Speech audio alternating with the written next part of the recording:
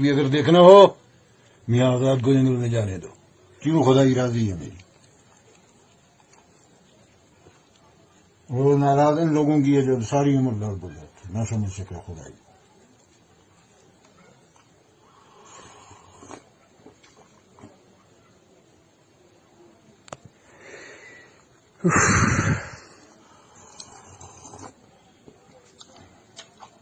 شہر آئے گا رات کو میں بستر میں ہوں، میرے پاس بیٹھے گا. Petri پر آئے ہو ٹھیک ہوئے گا. تو آگے مڑیا میں جو میری مکئی جڑی ہے دیکھوں توڑوں کھلا کھاؤں سارے دن. إن الحمد لله والصلاة والسلام على رسوله الكريم أما بعد فأعوذ بالله من الشيطان الرجيم بسم الله الرحمن الرحيم. سامعین کرام معزز و مکرم برادران اسلام، آج میں آپ لوگوں کے سامنے ایک اہم مسئلہ اور اہم بات بیان کرنے کے لیے آیا ہوں، کیونکہ ہم سب مسلمان ہیں اور جناب محمد رسول اللہ صلی اللہ علیہ وسلم کی امتی ہے، اور ہمارے اوپر لازم و ضروری ہے کہ ہمیں اپنی زندگی دین کے تحت چلانی ضروری ہے، اور جناب محمد رسول اللہ صلی اللہ علیہ وسلم کے طریقے کو فالو کرنا ہے اور ان کی سنت کو پکڑنا ہے. آج بہت سارے لوگ جو ہے وہ رسول اللہ صلی اللہ علیہ وسلم کے دین سے ہٹ چکے ہیں اور سنت پہ عمل کرنا دشوار ہو جاتا ہے ان سے.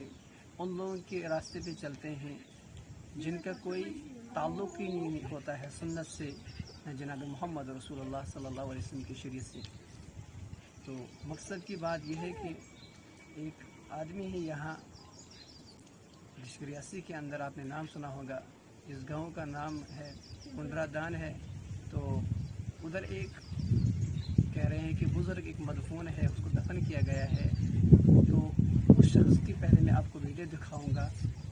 تو اس ویڈیو کے اندر آپ دیکھ لیجئے کہ وہ شخص کیا رسول اللہ صلی اللہ علیہ وسلم کے طریقے پہ چلتا ہے اور دین شریعت پہ چلتا ہے. کیا وہ سنت کے خلاف تو نہیں وہ کام کر رہا ہے؟ جو انسان سنت کے خلاف کام کرتا ہو بھلا وہ کیسے کسی انسان کو سنت کی راہ دکھا سکتا ہے، اس کو سیدھا راستہ دکھا سکتا ہے؟ وہ تو خود سنت کے خلاف چل رہا ہے، دوسرے کو کیسے وہ تربیت دے سکتا ہے کہ یہ سنت رسول ہے؟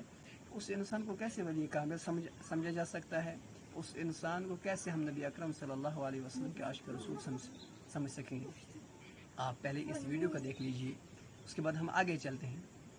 اس ویڈیو کے اندر یہ ہے کہ یہ انسان جو ہے، یہ شخص جو ہے جس کا نام یہ ہے کہ بابا باجی یعقوب صاحب رحمۃ اللہ علیہ، اللہ تعالیٰ اس کی مغفرت کرے. ہمیں اس کی ذات سے کوئی نہیں ہے، صرف عمل سے ہے. گلہ شکوہ یہ ہے کہ کوئی انسان غلط کرے پھر لوگ اس کے پیچھے چلے، لوگ بھی غلط پڑے، تو ہمیں حق ہے کہ ہم اس چیز کو تردید کریں جو دین میں نہیں ہے، جو رسول اللہ صلی اللہ علیہ وسلم کی شریعت میں نہیں ہے، جو حضور صلی اللہ علیہ وسلم کے طریقے میں نہیں ہے. ہمیں حق ہے کہ ہم اس کو تردید کریں، نہ کہ انسان کی تردید.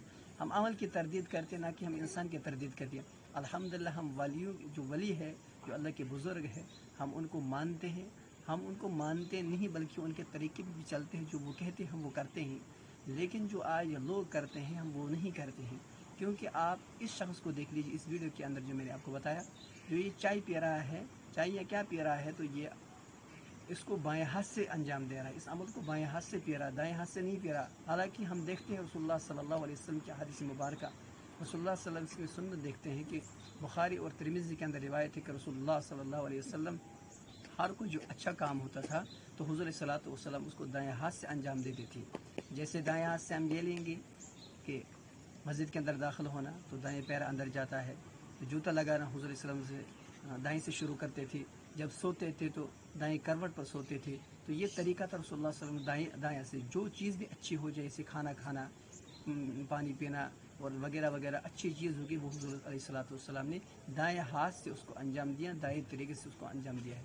لیکن جو ناپسندیدہ عمل ہے اس کو حضور علیہ الصلوۃ والسلام نے کس سے انجام دیا ہے کہ وہ بایاں نہیں بلکہ وہ دایاں نہیں، وہ بلکہ بایاں تھا، بایاں سے انجام. لیکن یہ شخص جو ہے اگر یہ ایک ولی کامل ہوتا، اگر یہ حضور صلی اللہ علیہ وسلم کے اتباع اگر کرتا، عاشق رسول ہوتا، تو یہ انسان پھر بائیں ہاتھ سے چائے نہ پیتا، یہ لوگوں کو نہ دکھاتا. کہ جو انسان خود سنت سے ہٹ چکا ہے، خود سنت پہ عمل نہیں کرتا ہے، تو لوگ اس کے پیچھے کیسے چل سکتے ہیں؟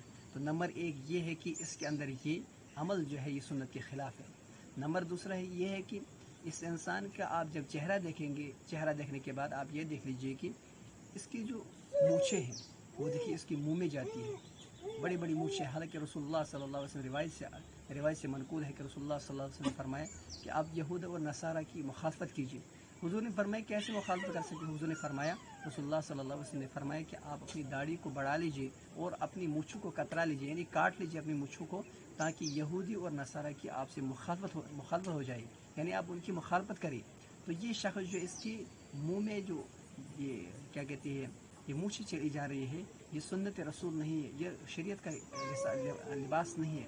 تو تیسری بات یہ ہے کہ جب یہ کھانا کھا رہا ہے، بیٹھا ہوا یہ شخص ہے، مجھے اس سے کوئی ذاتی معاملہ نہیں ہے، بس یہ ہے کہ عمل جو ہے وہ سنت کے خلاف جا رہا ہے، لوگ اس کے پیچھے جا رہے ہیں۔ لوگ اب یہاں اس کو زیارت بنائی گئی ہے یہاں پہ، لیکن زیارت بنانا جائز ہے ناجائز یہ الگ مسئلہ ہے، لیکن مسئلہ یہ ہے کہ لوگ وہاں پہ جا رہے ہیں، لیکن جو انسان خود سنت سے ہٹ چکا ہے تو لوگ اس کی اتباع کر رہے ہیں۔ تو برائے کرم آپ اس چیز سے اجتناب کریں۔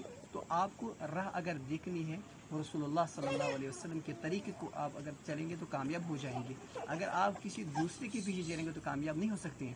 ہاں، اگر کوئی ولی کامل وہ انسان ہو جو اللہ کا حکیم ولی ہو، جو رسول اللہ صلی اللہ علیہ وسلم کے طریقہ آپ کو دکھاتا ہو، آپ اس انسان کے پیچھے چل سکتے ہیں، آپ اس کو اپنا آئیڈیل بنا سکتے ہیں، یعنی اس کو آگے تک لے جا سکتے ہیں، لیکن جو اللہ اور اللہ کے رسول کے بات آپ کو بتائے اور اس کو بھی آگے چلائے، تو یہی آپ سے یہ ریکویسٹ تھی کہ یہ اس انسان کے پیچھے، ایسے لوگوں کے پیچھے نہ جانا چاہیے، بس جلدی اعتماد نہیں کرنا چاہیے۔ لوگ کہتے ہیں کہ وہاں بہت ہزاروں میں ہے، یعنی بہت 2 3 4 ہزار لوگ آتے ہیں یا 10,000 آتے ہیں، اس سے کوئی فرق پڑنے والا نہیں۔ فرق یہ ہے کہ جو چیز شریعت کے اندر ہے اس کو فالو کیا جائے گا، جو شریعت سے باہر ہے اس کو فالو نہیں کیا جائے گا، اس کو چھوڑ دیا جائے گا، کیونکہ ہمیں اگر کامیابی ملنی ہے تو وہ دین کے اندر ہے، دین سے ہٹ کر جو چیز ہے اس میں کامیابی نہیں، اس کے اندر گمراہی اور ناکامی ہے۔ اللہ تبارک و تعالیٰ کے حدیث سننے سے عمل کرنے کی توفیق عطا فرمائے۔